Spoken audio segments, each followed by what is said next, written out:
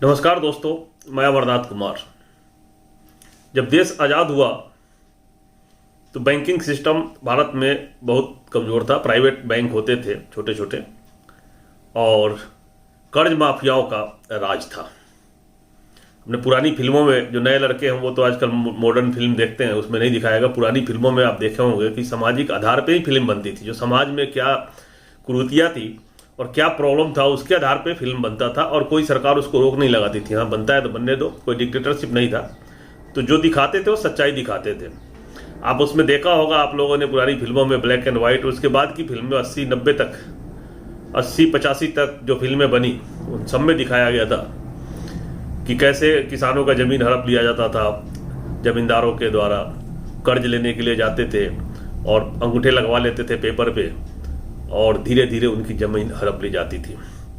तो जो भी साहूकार थे जो लोन देते थे, वो खाने के लिए पैसे नहीं होते थे गरीबों के पास, तो थोड़ा थोड़ा करके पैसा देते थे। जब भी जाता था थोड़ा सा दीजिए, ले लिया, और धीरे धीरे वो पैसा जमा होता जाता था। उनको हिसाब रखने नहीं आता था लोगों को, गरीबों को क्या पता कितना पैसा लिया, और बाद में उनकी जमीन गंवानी पड़ती थी। साहूकार, कर्ज माफिया और जमींदारों ने इसी तरह से गरीबों का जमीन हड़प कर अपना साम्राज्य खड़ा किया था। भारत के संविधान में ऐसे प्रावधान किए गए जिसके कारण सामाजिक शब्द जोड़ा गया और लोगों को समाजवाद जोड़ा गया, जिसमें सबके लिए बराबर काम करने और सबके लिए समान मौका देने के लिए सरकार ने कदम उठाए, जिसके तहत बैंकों का राष्ट्रीयकरण किया गया था। 1969 में 14 बैंकों को इंदिरा गांधी ने राष्ट्रीयकरण किया था। इन्हीं सबको देखते हुए, क्योंकि लोन सबको मिलता नहीं था, उसमें पूंजीवाद लोगों को मिलता था, और वही कर्ज माफियाओं का बोलबाला था। वो बैंक से लोन लेते थे सस्ते में, और आम लोगों को मिलता नहीं था। वो पैसा को ब्याज पे चढ़ा के पैसा कमाते थे, और ब्याज भी एकदम चक्रवृद्धि ब्याज लगता था। तो सरकार को ये सब पता चला, फीडबैक, तो उन्होंने कहा कि नहीं, इसको हम करते हैं। 1955 में उन्होंने स्टेट बैंक ऑफ इंडिया को अपने हाथ में ले लिया था, और 1969 में 14 बैंकों का राष्ट्रीयकरण इंदिरा जी ने किया था, इन्हीं सबको देखते हुए। और 1980 में भी मोरारजी देसाई, जो जनता पार्टी के प्रधानमंत्री थे, उन्होंने 6 बैंकों का राष्ट्रीयकरण किया था। तो पहले की सरकारों ने बहुत सोच समझ के, यही सामाजिक विषमता को देखते हुए, लोगों को परेशानी के देखते हुए, लोगों को जमीन गंवानी पड़ती थी, लोग परेशान थे। और ये माफिया, जो साहूकार लोग हैं, जो आज जिसके बल पर यह सरकार टिकी हुई है, तो वो लोग वहां नाक में दम कर रखा था। 85% लोगों को, मात्र 5 से 10% लोग थे, 10 से 15% लोग, जो लोगों को नाक में दम कर रखा था। लोगों को गुलामियों, मतलब देश आजाद होते हुए गुलामों वाली हालत थी। न उन्नत टेक्निक था खेती का, न कुछ था। लोगों के पास पैसे नहीं थे, खेती ढंग से नहीं हो पा रहा था, और उसके लिए बेचारे कभी बाढ़ आ गया, कभी बारिश आ गई, और कभी ओले पड़ गए, और नुकसान उठाना पड़ता था, कर्ज नहीं मिलता था, जिसके कारण वो परेशान रहते थे। फिर ये सरकार ने ये बैंकिंग सिस्टम लाया, उसके बाद बहुत बड़ा बदलाव हुआ, बहुत बड़ा बदलाव। लोग आगे बढ़ने लगे, और ये जो कर्ज, जो साहूकार लोग थे, जो लोग जिनका काम ही था अब ब्याज पे पैसे खाना, और लोगों को, जमींदार लोग जो गुलामों की तरह बिहेव करना, लोग उनके पास जाना छोड़ दिया। जिसका नतीजा हुआ 1955 के बाद, 1969 के बाद, 70 के बाद धीरे धीरे उनकी हालत खराब होने लगी। जो अपने आप को सो को जमींदार बड़े बड़े बनते थे कि हम तो बहुत मजबूत है जी, दबंग है, और साहूकार लोग, उनकी हालत खराब होने लगी, क्योंकि काम करना जानते नहीं थे। वो लोगों को धोखा देकर जीना जानते थे, तो उनकी हालत खराब होने लगी। ये बहुत ही दिलचस्प होने वाली है जो मैं बता रहा हूं। कृपया मेरे साथ बने रहें और वीडियो को अंत तक देखें। मैं बहुत कुछ बताने वाला हूं। आपको पता ही है कि जो वर्तमान सरकार है, किसके भरोसे जीत कर आई है, कौन लोग हैं उनको वोट करने वाले। तो सरकार, पुराने जितने भी सरकारों ने काम किया, उसके फैसलों को पलटते जा रही है धीरे धीरे। पहले नोटबंदी किया, नोटबंदी में उसने जान के मतलब किया गया, जिससे बैंक और उद्योग सब धंधे चौपट हुए। इसलिए नहीं किया गया था नोटबंदी कि पैसा आएगा, वो तो पैसा आएगा, वो बहाना था। उनका उद्देश्य ही था कि छोटे लोग कारोबारियों को बिल्कुल खत्म कर दिया जाए। वो हुआ, देश में सारे छोटे कारोबारी, और बहुत नुकसान हुआ। लाखों लोगों की नौकरियां भी गई, करोड़ों लोगों की नौकरियां गई, और लोग परेशान हो गए। तो उनको फैसला को उन्होंने पलटा, और जो लोगों ने उनको वोट किया था उन्हीं को इसमें फायदा हुआ। जो सरकार के साथ जुड़े हुए हैं, उनको फायदा पहुंचाने के लिए, अपने उद्योगपति मित्रों को फायदा पहुंचाने के लिए इन्होंने सारे फैसले को पलटना का काम किया। किसान लोग एकजुट थे, अदरवाइज जो जमीन भी छीनने की कोशिश हुई थी, जो जमीन साहूकारों ने, जमींदारों ने गंवाई थी अपनी अय्यासियों के कारण, काम नहीं करना है ढंग से, उनकी जमीन फिर से वापस दिलाने के लिए सरकार ने किसानों के ऊपर शिकंजा कसा था और एक काले कानून लाए थे, जिसको किसानों ने होने नहीं दिया, मंसूबे को भाप लिया था और उसको फेल कर दिया। लेकिन और भी चीजें तो है। इनका शुरू से ही एजेंडा था, बाबा साहब के संविधान में इनका भरोसा नहीं था और ये आरक्षण के खिलाफ शुरू से ही रहे। ये लोग कभी नहीं चाहते थे कि दलित पिछड़ों को आरक्षण मिले। लोग बराबर में आके मेरे सामने कंधा से कंधा मिलाकर चले, जो दलित पिछड़े हैं मेरे साथ एक टेबल पर खाना खाए और मेरे साथ बैठे। आज भी शादी में घोड़ी चढ़ने पे लड़ाई हो जाती है और अछूत की दृष्टि से देखा जाता है। तो वो क्यों चाहेंगे कि मेरे बराबरी में आए? सरकारी ऑफिस में जहां हम काम कर रहे हैं वहां मेरा बॉस एक दलित हो, एक पिछड़ा हो, वो कभी नहीं चाहेंगे। तो वो आरक्षण के खिलाफ थे, क्योंकि आरक्षण के कारण उनको थोड़ा सा फायदा होता था और उनको मिल जाता था, वो सीटें मिल जाती थी और वो ऑफिस में आ जाते थे। उन सारे फैसलों को पलटने के लिए यह सरकार जान के धीरे धीरे सरकारी संस्थान को बेचना शुरू किया, प्राइवेट करना शुरू किया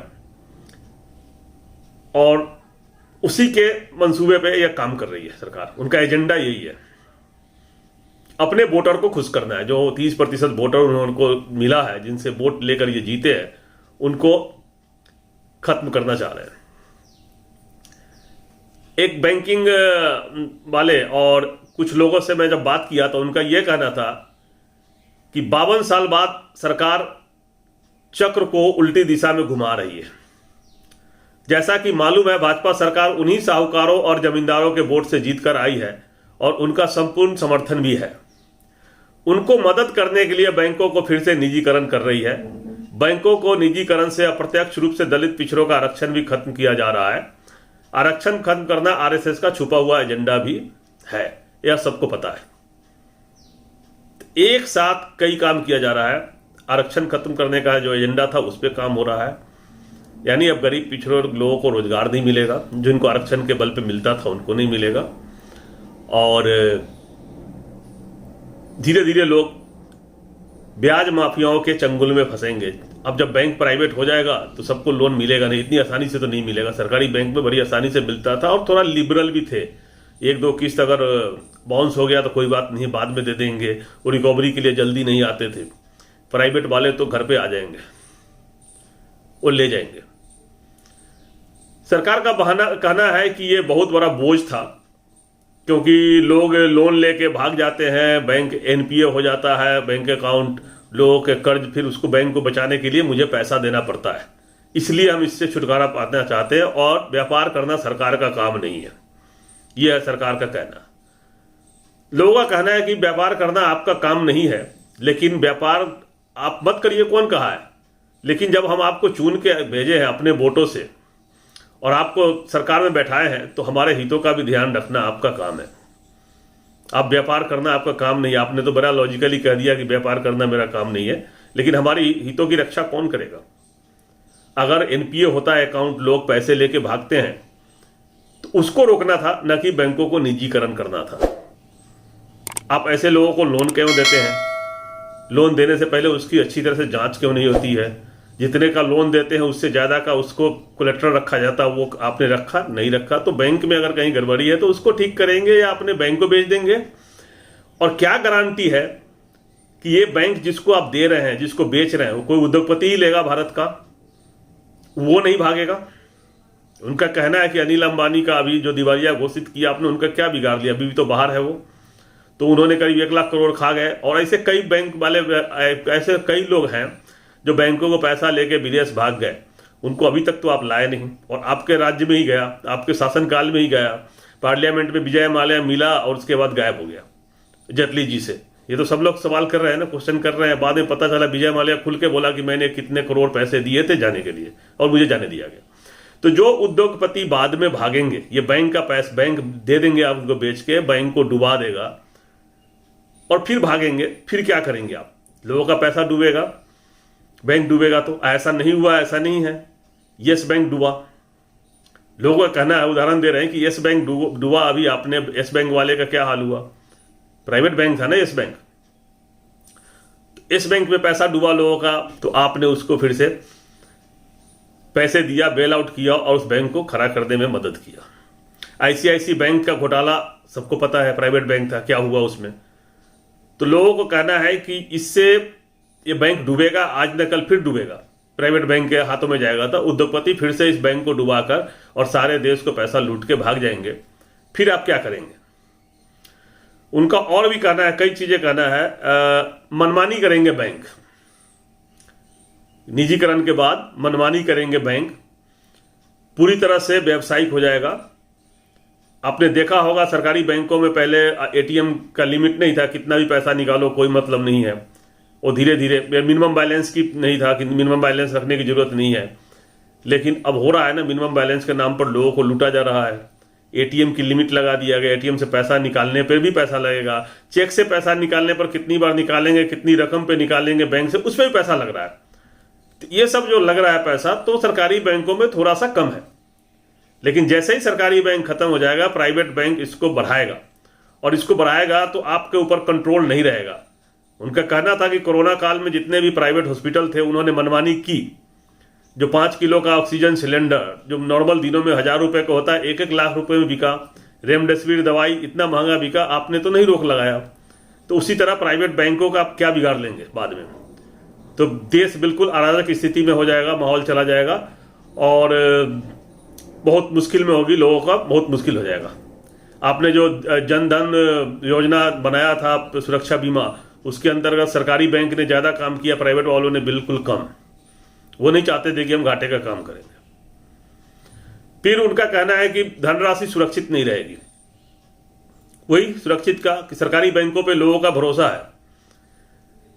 उनका कहना है कि सरकारी बैंक में लोग जाते हैं तो विश्वास के साथ जाते हैं कि ये नहीं डूबेगा, आरबीआई इसकी हमारी हितों की रक्षा करेगा, हम जितना पैसा जमा कर रहे हैं किसी भी हाल में हमें उतना मिलेगा। लेकिन अब जो नया कानून है जिसके अंतर्गत यह है कि आपने कहा कि कितना भी पैसा रहेगा, अगर बैंक डूबती है तो आपको 5 लाख मिलेगा। तो हम 5 करोड़ जमा किए हुए हैं बैंक में और बैंक डूबता है, उद्योगपति खा जाएगा, तो उसके बदला में मुझे 5 लाख मिलेगा, तो हम आपके बैंक में पैसा क्यों जमा करेंगे। लोग बैंक तो जाएंगे नहीं, फिर बैंक में कोई पैसा रखना नहीं चाहेगा, तो उससे भी अर्थव्यवस्था गायब होगी। जब अपने घर में पैसा रखेगा लोग यूज नहीं करेंगे तो उससे भी नुकसान होगा।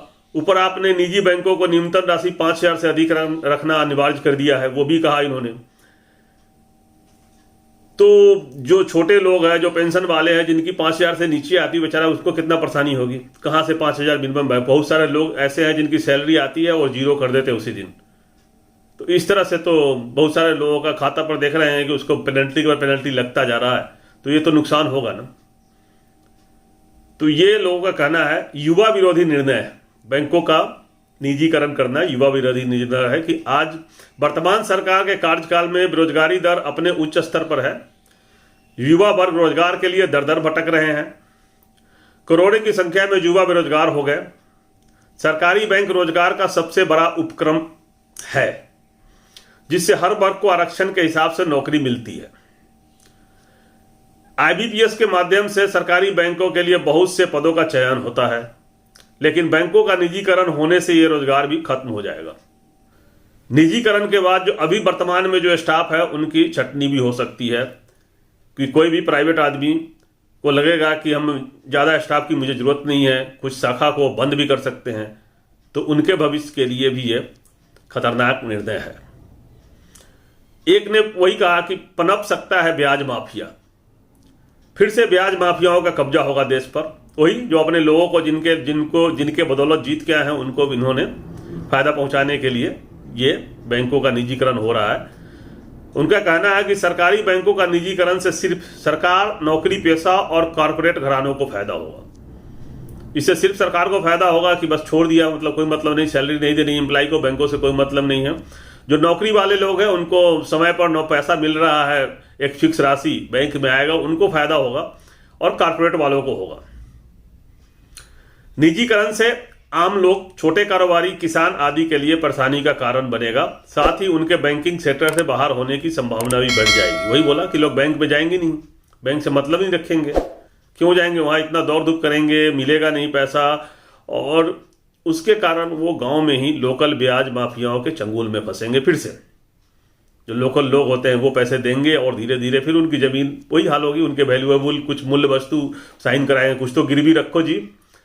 और वो जो मुनीम होते थे टोपी वाले, धोती पहने हुए, छाता लिए हुए, दांत निकाल के पान खा के हंसते हुए, वही हाल फिर से होना है। पूरे देश में बैंककर्मी हड़ताल पे है 2 दिनों से और इसका खिलाफ कर रहे हैं। सरकारी ब्रांचों की संख्या आज की तारीख में 28,921 है और प्राइवेट बैंकों की 7,232। ये आंकड़े हैं आज के। अगर निजीकरण हो जाएगा, ये सारी सरकारी ब्रांचें जो गांव में है ना, ये बंद करने और खोलने वाले नहीं है। वहां ये निजीकरण वाले कमाने के लिए जाएंगे और हमारे जो छोटे रोजगार वाले हैं वो क्या करेंगे? जैसे जनता का पैसा जनता के लिए। बोलो हाय हाय हाय हाय हाय, सारे बोलो हाय हाय हाय हाय हाय, वित्त मंत्री हाय हाय हाय हाय हाय, करने वालों का नाश हो, नाश हो, नाश हो, करने वालों का नाश हो, नाश। भाई ये ठीक नहीं हो रहा है, तो उसको साथ देने के लिए किसान नेता राकेश टिकैत ने भी कल एक ट्वीट किया था कि बैंकों के निजीकरण के खिलाफ 2 दिवसीय बैंकर्स की देशव्यापी हड़ताल का मैं पूर्ण समर्थन करता हूं। साथ में सभी देशवासियों को बैंकों के निजीकरण से बचाने का अनुरोध और इस लड़ाई में शामिल होने की अपील करता हूं। हंसराज मीणा ने कहा, भाजपा हटाओ, निजीकरण भगाओ, बैंक बचाओ। इसी तरह बहुत सारे विपक्षी नेताओं ने भी इसका विरोध किया है। सोचने वाली बात है कि सरकार इसमें कहां तक सक्सेस होती है। बैंकों से जो मेरा मानना है, जो मैं गांव से हूं, मैंने जो देखा हूं गांव में, जो उस दौर का, जब लोग गांव के जो होते थे साहूकार, उनसे ही पैसा लेते थे खेती करने के लिए। तंबाकू रोपना है तो उनसे पैसा लेना है, गेहूं रोपना है उनसे लेना है, बच्ची की शादी करनी है उनसे पैसा लेना है, बीमार हुआ कोई साहूकार से पैसा लेना है, और वो जमीन साहूकार के पास चला जाता था। उनकी जमीन धीरे धीरे मतलब देते थे गिरवी के रूप में, लेकिन चुका नहीं पाते थे और साहूकार उसको जमीन को हड़प लेता था। राष्ट्रीयकरण के बाद बहुत बड़ा बदलाव हुआ, जो मैं पहले बता चुका हूं। उसके बाद लोगों ने उन साहूकारों के पास जाना बंद कर दिया, और मैं अपने इलाके की बात, जितने भी साहूकार थे उनकी जमीन बहुत कम रह गई और उनको अब दूसरे काम करने पड़ रहे हैं। जो जमींदार थे उनकी जमीन कम हो गई। अब जबकि मॉडर्न टेक्नोलॉजी आ गया, एग्रीकल्चर में फायदा हो रहा है और कम मेहनत में ज़्यादा लाभ हो रहा है, सरकार बीमा, कृषि बीमा भी दे रही है, एमएसपी पर खरीदारी हो रही है, जहाँ भी हो रही है, कम हो रही है लेकिन हो रही है, और पेस्टिसाइड अच्छे अच्छे आ गए, फर्टिलाइजर अच्छे अच्छे आ गए, जिससे उपजा भी ज़्यादा मिल रहा है, हाइब्रिड सीड्स आ गए, तो इससे किसानों को फायदा हो रहा है। अब ये देख के वो जमींदार जिनकी जमीन चली गई थी, वो चाह रहे थे कि फिर से मुझे जमीन मिल जाए, और इस जमीन का ही चक्कर है। आज तक दुनिया में कहीं भी लड़ाई हुई है तो सिर्फ जमीन के लिए हुई है, और आज भी ये लड़ाई सिर्फ जमीनों का है। किसी तरह से पहले किसान बिल भी जमीनों की लड़ाई थी कि किसानों को जमीन को हड़पना है। ये लोगों का आरक्षण खत्म करके गरीबों को जो कर रहे हैं वो भी जमीन का ही लड़ाई है, क्योंकि गांवों में आज भी लेबर नहीं मिल रहे हैं, मजदूर नहीं मिल रहे हैं। उनको नौकरी मिल जा रही थी, कहीं ना कहीं कोई छोटे मोटे काम कर रहे थे, अब उनको नौकरी नहीं मिलेगी तो गांव की ओर लौटेंगे, और गांव की ओर लौटेंगे तो फिर से वही बंधुआ मजदूर की तरह काम करेंगे। तो जिनके पास जमीन है, जमींदार लोग, उनको लेबर मिल जाएगा। तो ये तैयारी चल रही है। दूसरा, ये बैंकों को भी इसी तरह से प्राइवेटाइज करके चाह रहे हैं कि उनको आसानी से लोन ना मिले। आज जो मध्यम वर्ग जो चुप बैठे अपने घरों में, यहाँ बैठ के वीडियो बना रहे हैं और हंस रहे हैं, तो अगर सरकारी बैंक नहीं होता तो यहाँ नहीं बढ़े होते। बच्चों के पढ़ाने के लिए करोड़ रुपए का लोन मिलता है, आप तुरंत घर खरीदते हो, हाउसिंग लोन। ज़्यादातर लोग पीएनबी की तरफ भागते थे, सरकारी बैंक की तरफ। प्राइवेट बैंक का रेट ज़्यादा होता है, उसको रीपेमेंट के समय आपको एक पेनल्टी लगाते हैं कि इतनी जल्दी नहीं करोगे। उसके बाद जब रेट घटने के बाद भी वो जल्दी डाउन नहीं करते हैं, तो ये सब नुकसान आपको भी होगा। आप जब हाउसिंग लोन लेने जाओगे तो आपके पास कोई दूसरा विकल्प नहीं होगा प्राइवेट बैंक के अलावा, और प्राइवेट बैंक मनमानी करेंगे, रेट भी ज़्यादा बढ़ाएंगे, और आपकी घर जो खरीदेंगे वो सुरक्षित रहेगा, उसकी कोई गारंटी नहीं है। तो ये आपके लिए भी हानिकारक है। आप जब अपने बच्चों का हायर एजुकेशन के लिए लोन लेने जाओगे उस पर ज़्यादा पैसा लगेगा और बहुत कुछ हो सकता है। और अगर ऐसा कह रहा हूँ, गलत मैं कह रहा हूँ, तो आप बताओ कि आप पेनाल्टी दे रहे हो कि नहीं दे रहे हो एटीएम से निकालने का, आपको मिनिमम बैलेंस पे पैसा लग रहा है कि नहीं लग रहा है, तो ये सब नुकसान आपका भी है। तो ये पूरी तरह से इस देश के लोगों के हितों के खिलाफ है। साल में 1 लाख 2 लाख करोड़ का एनपीओ होता होगा, अगर बैंकों का पैसा डूबता होगा तो उतना तो सरकार दे सकती है ना। हम लोगों से टैक्स लेती है, 1-2 लाख करोड़ देने में कोई प्रॉब्लम तो नहीं है। उससे लोगों को रोजगार मिला हुआ था और गरीबों को ही फायदा हो रहा था, देश के लोगों को फायदा हो रहा था, कम ब्याज पे पैसे मिल रहे थे, उनको पेनाल्टी नहीं लग रही थी। साल में 1.5 लाख करोड़ भी अगर एनपीओ होता है तो कोई बहुत बड़ी बात नहीं है और इस एनपीओ को रोका जा सकता है। तरीका है रोकने का, ये जो सुझाव मैं दे रहा हूं, तो उन तरीकों को अपना के आप एनपीओ रोक सकते हैं, आपका घाटा रुक सकता है। आप थोड़ा बैंकों को और मॉडर्न करके एम्प्लॉय कम कर सकते हैं, अगर फ्यूचर में अगर करना है तो इस तरह से बैंकों को आप बचा सकते हैं। इसके लिए बैंक के लोगों से, प्रबंधक से बात करके आगे बढ़ने की जरूरत थी, न कि बैंकों को बेचने की। बहुत बदनामी हो रही है, देश के लोग परेशान हैं। वीडियो बहुत लंबा होता जा रहा है, मैं इस पे यहीं रोकता हूं। जय हिंद, जय भारत।